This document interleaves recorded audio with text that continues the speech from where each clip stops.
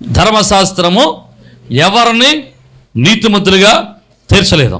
ధర్మశాస్త్ర సంబంధమైన మోషే ధర్మశాస్త్రం ద్వారా ఇవ్వబడిన ఏ క్రియలు కూడా ఏ విశ్వాసాన్ని దేవుని ఎదుట నీతిమంతుల్ని చెయ్యలేవు. దేవునికి స్తోత్రం. గనుక ధర్మశాస్త్రాన్ని పాటిస్తున్నామని అతిశయపడేవాళ్ళు మీరు దేవుని ఎదుట నీతిమంతులుగా తీర్చబడడం అసాధ్యము. జాగ్రత్తగా కొన్ని విషయాలు మనం జ్ఞాపకం చేసుకుంటే, విశ్రాంతి దినాన దేవుడు విశ్రాంతి తీసుకోమని చెబితే యూదులైన వారు, పెద్దలైన వారు, పరిసయ్యులైన వారు, శాస్త్రులైన వారు, లేకపోతే యూదా మత పెద్దలందరూ ఏం చేశారంటే విశ్రాంతి దినములో కొన్ని సాంప్రదాయకమైనటువంటి ఆలోచనలు పెట్టారు. ఎలాగంటే దేవుడు విశ్రాంతి తీసుకొని మందిరంలో ఉండని చెప్పాడు. కానీ వీళ్ళు ఏం చేశారంటే కొన్ని ఎక్స్ట్రా పద్ధతులు పెట్టారు. అంటే వారి ఆలోచనలన్నీ కూడా విశ్రాంతి దినాన ఎలాగుండాలో, ఎలా చేయకూడదు, ఏం చేయకూడదో కొన్ని ఎక్స్ట్రాలన్నీ కలిపేశారు. ప్రియమైన దేవుని బిడ్డలారా, జాగ్రత్తగా ఆలోచన చేద్దాం. విశ్రాంతి దినాన్ని దేవుడిచ్చినటువంటి పద్ధతి ఒకటైతే, యూదులు దానికి మరిన్ని కొన్ని పద్ధతులు యాడ్ చేసి, మరికొన్ని నియమాలు యాడ్ చేసి మరింత భారం చేశారు ఇశ్రాయేలీలకి. ఎంతవరకు భారం చేశారంటే, అసలు ఏ వ్యక్తి కూడా తన ఇంటిలో ఉన్నటువంటి ఏ వస్తువును కూడా కదపడానికి వీల్లేదు. అంత భారంగా చేసేశారు. ఒరిజినల్గా విశ్రాంతి దినాన్ని దేవుడు అంత భారంగా పెట్టలేదు. కానీ విశ్రాంతి దినాన్ని వీళ్ళు భారం చేసేశారు. సాంప్రదాయక పద్ధతులతో, పారంపర్య ఆచారాలతో విశ్రాంతి దినాన్ని భారం చేసేసి ఇశ్రాయేలు మీద మోత కింద పెట్టేశారు. అయితే ఈ వ్యక్తి ఎప్పుడైతే బాగుపడ్డాడో, బాగుపరిచిన యేసు దగ్గరికి వెళ్ళి ప్రశ్నించడం మానేసి బాగుపడిన వ్యక్తి దగ్గరికి వెళ్ళి అడుగుతున్నారు. ఏమని? కొన్ని రూల్స్ రెగ్యులేషన్స్ ఉన్నాయి, తెలియదా నీకు? ఏంటి రూల్స్ రెగ్యులేషన్స్? విశ్రాంతి దినాన పొరుపెత్తుకోకూడదు, తెలియదా నీకు? పొరుపెత్తుకెత్తుకురా, ఈశాన్యాన్ని బరువు పెట్టకూడదు, తెలియదా నీకు? ఎందుకంటో కొన్ని పద్ధతులు కదా, కొన్ని సాంప్రదాయాలు. తూర్పు దిగి దండం పెట్టమన్నాను కదా, పడమరకు తిరిగావే. వాక్యంలో అంటాడు, మీ పారంపర్యాచారాల వలన దేవుని యొక్క వాక్యమును నిరర్థకం చేస్తున్నారు. వీడు అంటున్నాడు, నువ్వు ఎందుకు పరిపెత్తుకున్నావు? ఇది విశ్రాంతి దినం కూడా నువ్వు చేయకూడదు కదా ఈ పని అంటే. ఆ బాగుపడినాడు ఒక బోల్డ్ స్టేట్మెంట్ ఇస్తున్నాడు, చాలా ధైర్యంగా చెప్తున్నాడు. ఏమనో తెలుసా? ఏమని చెప్తున్నాడు? ఇదిగో, మీ సాంప్రదాయాలు ఏంటో నాకు అనవసరం, మీ పద్ధతులు ఏంటో నాకు అనవసరం, మీ నియమ నిబంధనలు ఏంటో నాకు అనవసరం. నాకు కావాల్సింది ఒకటే, మీ సాంప్రదాయాలు నన్ను బాగు చేయలేదు, మీ నియమ నిబంధనలు నన్ను బాగు చేయలేదు, మీకున్నటువంటి మరొకటి నన్ను బాగు చేయలేదు. కానీ నన్ను ఒక ఆయన బాగు చేశాడు. నన్ను బాగు చేసిన ఆయన ఏమన్నాడంటే, నువ్వు పొరుపెత్తుకో అన్నాడు. అంతే. దేవునికి స్తోత్రం. ఎలాగట? నన్ను బాగు చేసినోడు ఏమన్నాడు? పొరుపెత్తుకోమన్నాడు. సాంప్రదాయ ప్రకారంగా పొరుపెత్తుకోకూడదు. కానీ నీ సాంప్రదాయం బాగు చేయలేదు కదా. నన్ను బాగు చేసినోడు ఏం చెప్పాడు? అది సాంప్రదాయానికి వ్యతిరేకమైన సరే నాకు అనవసరం, కట్టుబాట్లకు వ్యతిరేకమైన నాకు అనవసరం, పెద్దల నియమాలకు అది వ్యతిరేకమైన నాకు అనవసరం, గ్రామ కట్టుబడికి అది వ్యతిరేకమైన నాకు అనవసరం. నాకు కావాల్సింది ఏంటంటే, నన్ను బాగు చేసినోడు, నన్ను స్వస్థపరిచినోడు నువ్వు చేయమన్నాడు, నేను చేసేసాను. అర్థమైతే దేవునికి స్తోత్రం. నువ్వు ఇలా ఉండమన్నాడు, అలా ఉన్నాను, అంతే. అర్థమవుతుందా మీకు? అర్థమైతే దేవునికి స్తోత్రం. హల్లెలూయా. అంతే, ఇంకొక మాట లేదు. నన్ను బాగు చేసినోడు ఇది చేయొద్దన్నాడు, నేను చేయను. నన్ను బాగు చేసినోడు ఇది చేయమన్నాడు, దానివల్ల నష్టం వచ్చినా నాకు అనవసరం. నన్ను బాగు చేసినోడికి నన్ను బాగు చేయడమే అసాధ్యం కానప్పుడు నాకు నష్టం వస్తే నష్టాన్ని తీర్చడం పెద్ద అసాధ్యమైనది కాదు. నమ్మితే దేవునికి స్తోత్రం. హల్లెలూయా. ఈరోజు జ్ఞాపకం చేసుకుంటే అబ్రహాముతో దేవుడు నువ్వు విడిచిపెట్టురా బయటికి అన్నాడు. అబ్రహాము విడిచిపెట్టి బయటకు వచ్చినప్పుడు అబ్రహాము నేను చూపించే దేశాన్ని తీసుకెళ్తానన్నాడు. తీసుకెళ్ళి అబ్రహాముకు దేవుడు ఇస్తానన్న వాగ్దాన దేశాన్ని తీసుకెళ్ళిన తర్వాత అబ్రహాము అక్కడ గుడారం వేసుకున్న తర్వాత అతనికి సంతానం లేకపోతే ప్రక్కనున్నవాడు ఈ ప్రక్కనున్నవాడు వచ్చానని ఉంటాడు. అయ్యా నీ కొడుకులు లేరు కదా, నీకు పిల్లలు లేరు కదా, నీ డబ్బంతా ఏమైపోద్ది అంటే నన్ను తీసుకొచ్చిన దేవుడు, నన్ను రమ్మన్న దేవుడు, నన్ను నడిపించిన దేవుడు, నేను ఇస్తానన్నాడు, నేను ఎదురు చూస్తానంతే. అర్థమైతే దేవునికి స్తోత్రం. హల్లెలూయా, హల్లెలూయా. ఈరోజు నన్ను మాట చెప్పినామండి. ఈరోజు మనం అందరూ కూడా క్రీస్తు రక్తములో కడగబడి పరిశుద్ధపరచబడిన వారమే. మన క్రియల వలన కానీ, మనకున్నటువంటి సాంప్రదాయాల వలన కానీ, మనకున్నటువంటి కట్టుబాట్ల వలన కానీ మనం ఎవరు కూడా రక్షింపబడలేదు. నా కట్టుబాట్లు నన్ను రక్షించే అన్న వాళ్ళు ఎవరైనా ఉన్నారా? హలో, పెద్దల నియమాలు నన్ను రక్షించాయని చెప్పగలిగిన వాళ్ళు ఎవరైనా ఉన్నారా? నిన్ను బాగు చేశాడు దేవుడు, నిన్ను విడిపించాడు దేవుడు, నిన్ను స్వస్థపరిచాడు దేవుడు. మరి నిన్ను స్వస్థపరిచిన దేవుడు చెప్పిన మాట మనమేగాక అప్పుడుంటే ఎక్కడ ఆ కుంటోళ్ళలాగా మనం ఉంటే, కుంటోడు దగ్గరికి వచ్చారా, నువ్వు స్వస్థపడ కూర్చున్నావా, నాన్న బాబు నువ్వు స్వస్థపడ కూర్చున్నావా, లేకపోతే మీ పేర్లు ఎట్టుకోండి మళ్ళీ అంటే కదా, నేనే దొరికాను ఇంటికి ఎత్తవద్దు అంట కదా. నాన్న బాబు కూర్చున్నావా, ప్రభు స్వస్థపడాలని కోరుకుంటున్నాను, నన్ను తీసుకెళ్ళేవాడు ఎవడో లేడు, అయితే నువ్వు పరుపెత్తుకుని వెళ్ళిపో అన్నాడు. ప్రభు రేపు ఇవాళ కాదు, ఎందుకని ఇవాళ సోమవారం, ఇవాళ మంగళవారం, ఇవాళ శుక్రవారం, ఇవాళ శనివారం. మా పెద్దల ఆచారాలు ఒప్పుకోవు, మా పెద్దల సాంప్రదాయాలు ఒప్పుకోవు. అంటే దేవునికి స్తోత్రం. మీకు మంచి మాట చెప్పి ఇంకో మాట కూడా చెప్తాను, జాగ్రత్తగా వినండి. 12 మంది అపోస్తులు సముద్ర ప్రయాణం చేస్తున్నారు. సముద్ర ప్రయాణం చేస్తున్నప్పుడు తుఫాను వచ్చింది. తుఫాను వస్తే అందరూ చచ్చిపోతాం అనుకున్నారు. ఈరోజు యేసు ప్రభువుల వారు నడుచుకుంటూ నీటి మీద నడుచుకుంటూ వచ్చాడు. నీటి మీద నడుచుకుంటూ వస్తే పేతురు యేసు ప్రభువుల వారిని చూసి అంటాడు, అయ్యా నీవేగాకైతే నేను కూడా నీళ్ళ మీద నడుస్తానన్నాడు. ప్రభువారు అన్నాడు, అయితే వచ్చేయ అన్నాడు.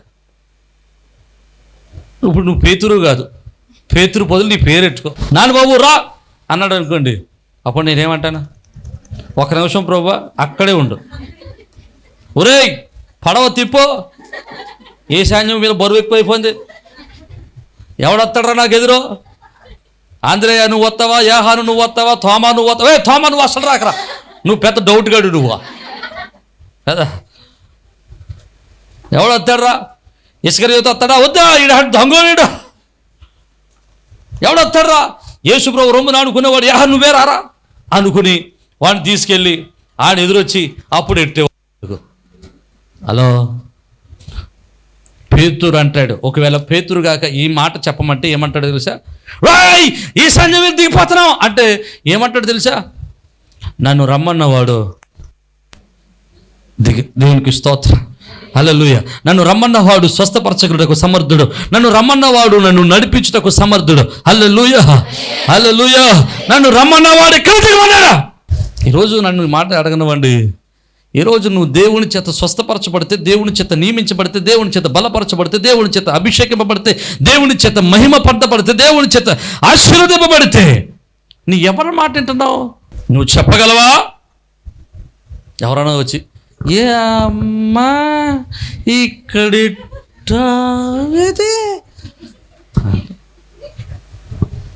మంచి భలే సాగుతారు, ఆ సాగుల్లోనే సాగిపోద్ది, గుండె ఇలా జారిపోతుంది. అప్పుడు చెప్పగలవా, నన్ను బాగు చేసిన వాడు నన్ను ఇలాగే ఇవ్వడమన్నాడా. దేవునికి స్తోత్రం, హల్లెలూయా, నన్ను బాగు చేసిన వాడు నన్ను ఇలాగే నడవమన్నాడా, హల్లెలూయా.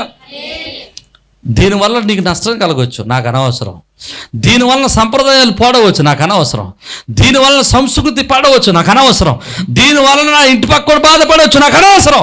దీనివల్ల నా పెదనాడు బాధపడవచ్చు, నాకు అనవసరం. దీనివలన నా యొక్క గ్రామం బాధపడవచ్చు, నాకు అనవసరం. నన్ను స్వస్థపరిచిన వాడు పరుపెత్తుకోమన్నాడు, నన్ను స్వస్థపరిచిన వాడు ఉండమన్నాడు. నన్ను స్వస్థపరిచిన వాడు రమ్మన్నాడు. నన్ను స్వస్థపరిచిన వాడు నడవమన్నాడు. నన్ను స్వస్థపరిచిన వాడు పరిగెత్తమన్నాడు. నమ్మితే బిగ్గరగా దేవునికి స్తోత్రం చెబుదాం. హల్లెలూయా, హల్లెలూయా. ఈరోజు ఈ మాట చెప్పాలి. ఇది విశ్వాసం అంటే.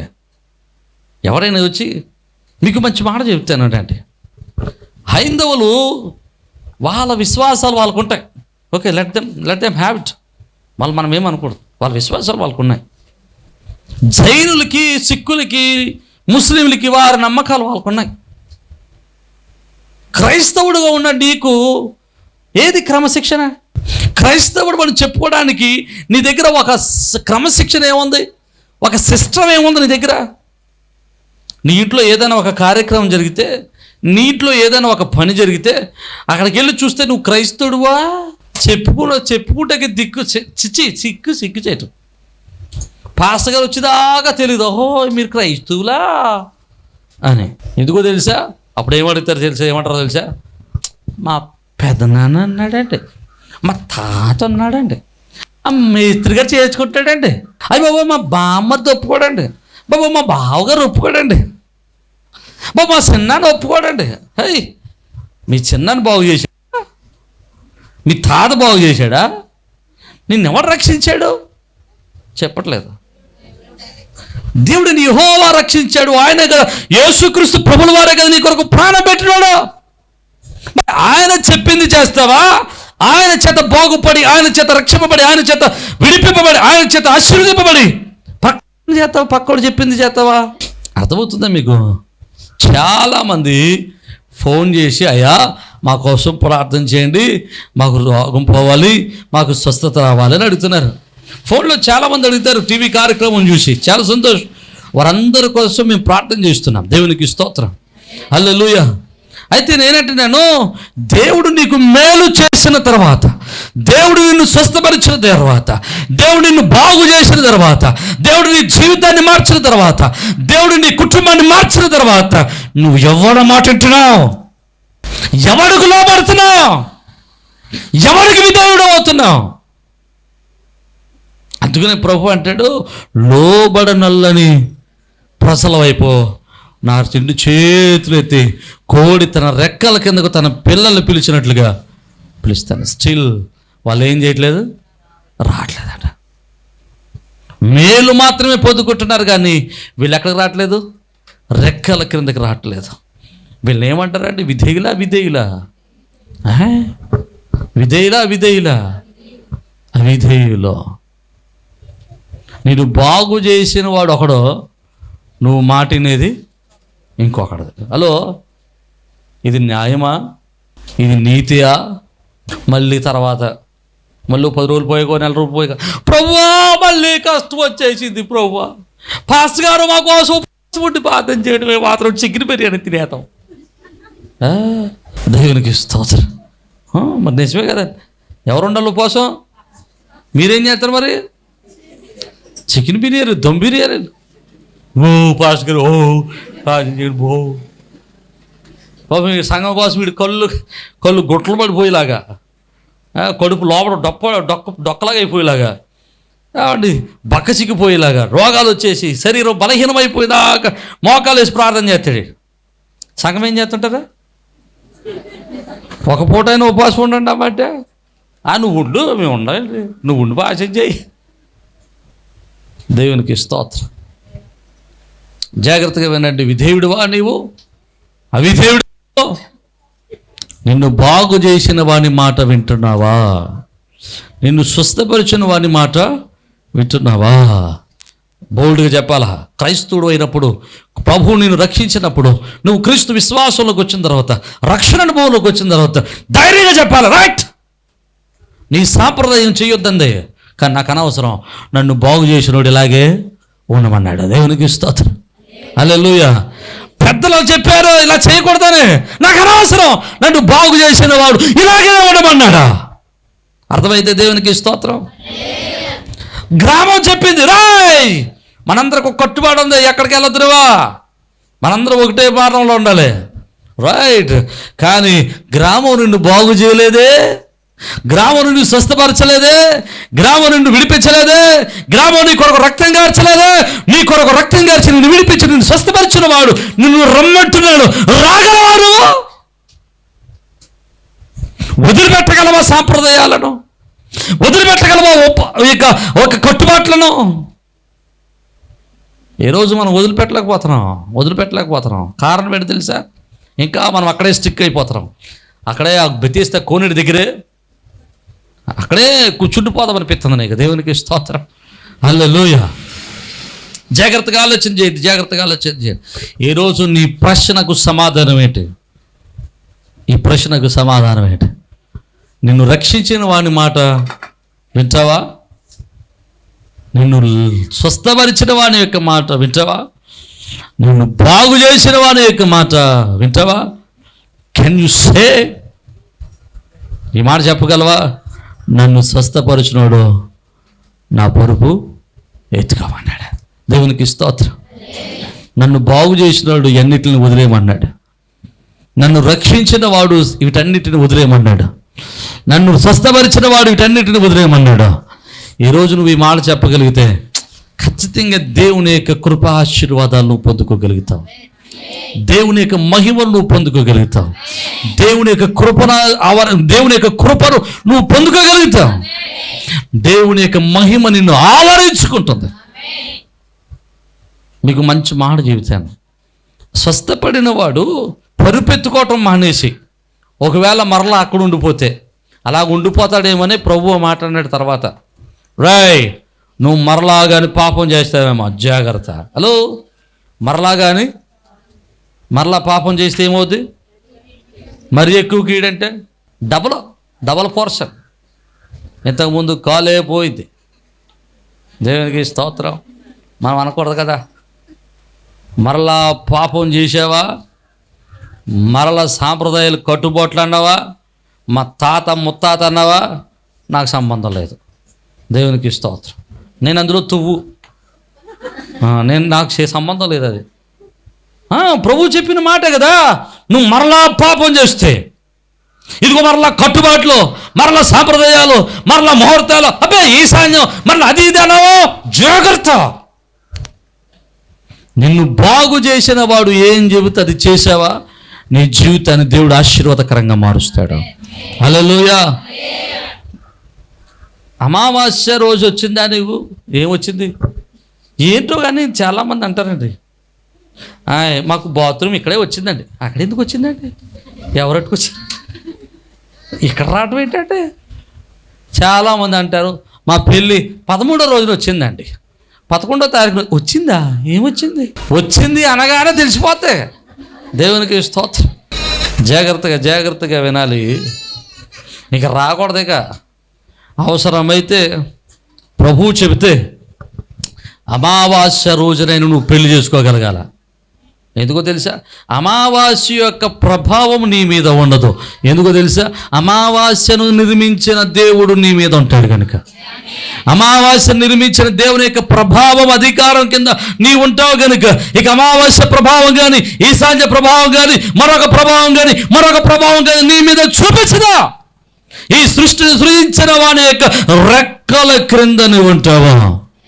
అందుకనే సామెతల గ్రంథం 3వ అధ్యాయం 6వ వచనం అంటాడు కదా, నీ సమస్త అధికారం కింద. చదవండి, మాట చదువుతాం. నీ ప్రవర్తన అంతటి మీద ఆయన అధికారమునకు ఒప్పుకొనుము, అప్పుడు ఆయన నీ మార్గములన్నిటినీ సరళము చేస్తాడు. దేవునికి స్తోత్రం. ఎలాగట? నీ ప్రవర్తన అంతటి మీద ఎవరి అధికారానికి? నువ్వెవరి అధికారానికి ఒప్పుకుంటున్నావు? హలో, వీడు పెద్దల అధికారానికి ఒప్పుకుంటే ఏం చేసేవాడు? వీడు ఎక్కడ ఉండేవాడు?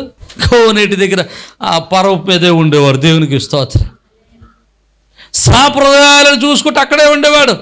దేవుడి అధికారం క్రిందకు వచ్చాడు కనుక వాడు కింద ఉండాల్సిన పొరుపాటు నెత్తి మీదకి వచ్చింది. దేవునికి స్తోత్రం. హల్లెలూయా. వాడిని పరుపు మోస్తే ఇప్పుడు పరుపు నాడు మోసుకుంటూ వెళ్ళిపోతున్నాడు. దేవునికి స్తోత్రం. వాడి శాపము వాడికి దీవెనగా మారిపోయింది. హల్లెలూయా. వాని బ్రతుకు అక్కడే కట్టబడిన జీవితంలో ఉంటే వానికి దేవుడు స్వతంత్రతనిచ్చాడు. ఈ రోజు నన్ను ఈ మాట చెప్పరామండి, ప్రభు అధికారాన్ని ఒప్పుకుంటే నువ్వు స్వస్థతను పొందుకుంటావు, విడుదల పొందుకుంటావు, స్వతంత్రతను పొందుకుంటావు. నమ్మిన దేవునికి స్తోత్రం. హల్లెలూయా. ఈరోజు నీ మాట మరలా జ్ఞాపకం చేస్తున్నాను. నిన్ను స్వస్థపరిచిన వాడు, నిన్ను రక్షించిన వాడి మాట వింటావా? ఆయన అధికారాన్ని ఒప్పుకుంటావా, లేకపోతే లోక అధికారానికి ఒప్పుకుంటావా? నాకు సంబంధం లేదు. సమాధానం ఎవరు చెప్పుకోవాలి? దేవునికి చెప్ప. నాకు చెప్పక్కర్లేదేమో.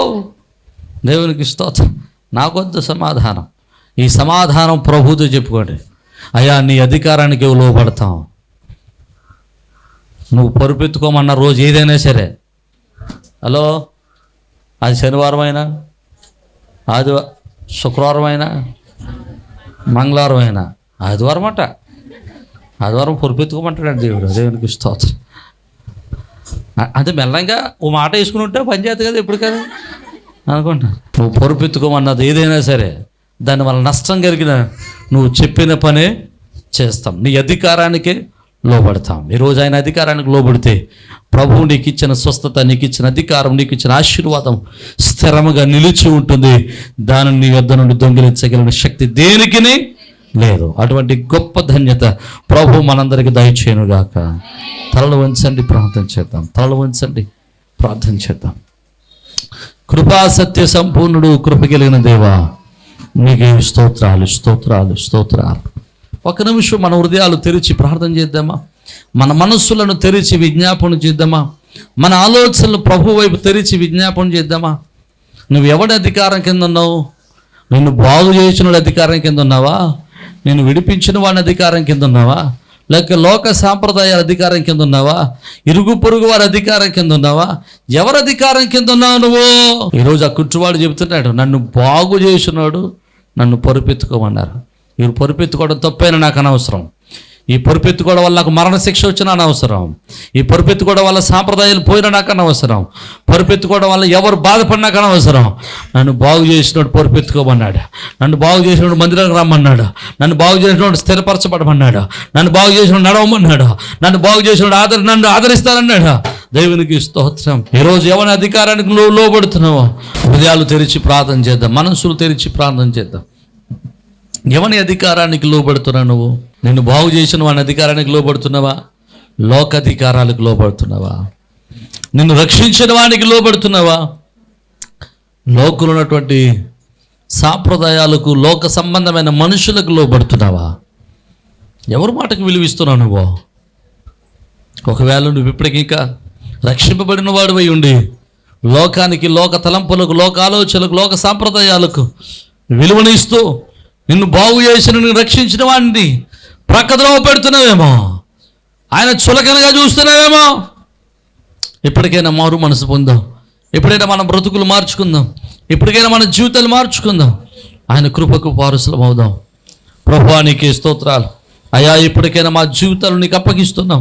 ఇప్పటికైనా మమ్మల్ని నీకు మాత్రమే లోబడతామయ్యా. స్వస్థపరిచిన నిన్న నాయన నీ మాటకి లోబడతాం అయ్యా. ఇవో తండ్రి నాయన, నీ మాటకు లోబడటం ద్వారా నాయన మేము ఎటువంటి శ్రమలకు గురైనా సరే నీ మాటకి లోబడతాం అయ్యా. నీ మాటకి లోబడటం ద్వారా ఎవరు ముఖమాటం పోయినా నీ మాటకి లోబడతాం. ఎవరు ఇబ్బంది పడినా నీ మాటకి లోబడతాం అయ్యా. నీ మాటకి విధేయులమవుతాం. నీ మాటకి విధేయులమవుతాం ప్రభువా. నీకే విధేయులమవుతాం ప్రభువా. నీ మాటకి విధేయులమవుతాం ప్రభువా. మీరే మహిమ పొంది నీ కృపలు బలపరచు అయ్యా. నీ మాటకి విధేయులం అవడానికి ఎవరైతే ఇష్టపడుతున్నారో, ఎవరైతే నీకు మాత్రమే లోబడడానికి ఇష్టపడుతున్నారో ప్రపంచ వారు నీ కృపకు వారసులకు సహాయించండి. నీ మహిమకు వారసులకు సహాయించండి. నీ కృపకు వారసులకు సహాయించండి. వారి కన్నీటిని తొలవండి.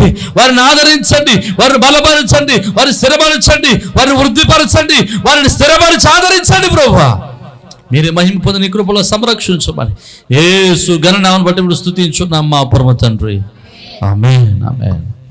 అందరికీ షలోం. ప్రభునందు ప్రియ సజీవ స్వరం అనేటువంటి యొక్క వర్తమానాన్ని వింటున్నటువంటి మీ అందరికీ ప్రభునామమును బట్టి శుభాలు. మీ గృహాలలో మీతో కలిసి ఈ విధంగా ప్రభువును ఆరాధించడానికి ప్రభు ఇచ్చిన సమయాన్ని బట్టి ప్రభువుని స్తుతిస్తూ ఉన్నాను.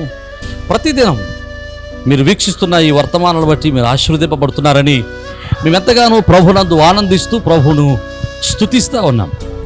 మీరు ఇస్తున్నటువంటి ప్రతి మెసేజ్, లేకపోతే మీరు ఇస్తున్నటువంటి ఈ యొక్క ప్రోత్సాహం దేవుని పనులు మమ్మల్ని ఎంతగానో బలవంతుని చేస్తూ ఉంది. కనుక మీరు ఈ వర్తమానాల చేత ఆశీర్వదింపబడుతున్నట్లయితే ఇంకా అనేక మందికి ఈ వర్తమానాల్ని పరిచయం చేయండి. అలాగే ఈ వర్తమానాల చేత మీరు ఆశీర్వదింపబడుతున్నట్లయితే తప్పనిసరిగా ఈ యొక్క పరిచర్యలో మీ వంతు సహకారాన్ని, భాగస్వామ్యాన్ని పంచుకోవాలని ప్రభు పేరట మిమ్మల్ని ప్రేమతో ఆహ్వానిస్తూ ఉన్నాం. చాలా మంది అడుగుతూ ఉన్నారు, అయ్యా మేము ఈ పరిచర్యలు ఎలా పాలుభాగస్తులం కావాలి అని. చాలా సంతోషం, దేవుడు మీకు ఇచ్చిన భారాన్ని బట్టి ప్రభునందు ఆనందిస్తూ ఉన్నాను.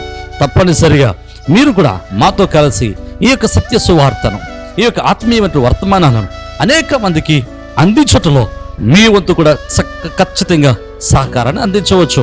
కనుక ఈ స్క్రీన్ మీద కనబడుతున్న నెంబర్లకి ఖచ్చితంగా ఫోన్ చేయండి. తగినటువంటి ఆలోచనలు, సలహాలు, ఎలాగో మీరు ఈ పరిచర్యలో బాల్య భాగస్తులు కాగలరో మేము మీకు తెలియపరుస్తాం. అలాగే మీరు ఈ వర్తమానాల చేత ఆశీర్వదింపబడుతున్నట్లయితే, ఒకవేళ మీరు ఇప్పటి వరకు ఏ సంఘానికి వెళ్ళని వారైతే, ఏ మందిరానికి అటెండ్ కాని వారైతే తప్పనిసరిగా మిమ్మల్ని మా మందిరానికి, మా సహవాసానికి ప్రేమతో ఆహ్వానిస్తూ ఉన్నాం.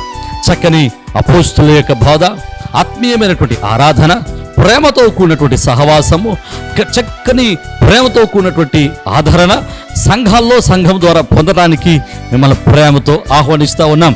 ఒకవేళ మీరు ఏకైనా మందిరాల్లో ఆల్రెడీ మందిరాల్లో కట్టబడి ఉన్నట్లయితే తప్పనిసరిగా ఆదివారపు ఆరాధన, మందిరంలో జరిగేటువంటి కూడికలలో పాల్గొనడం మానేయదు.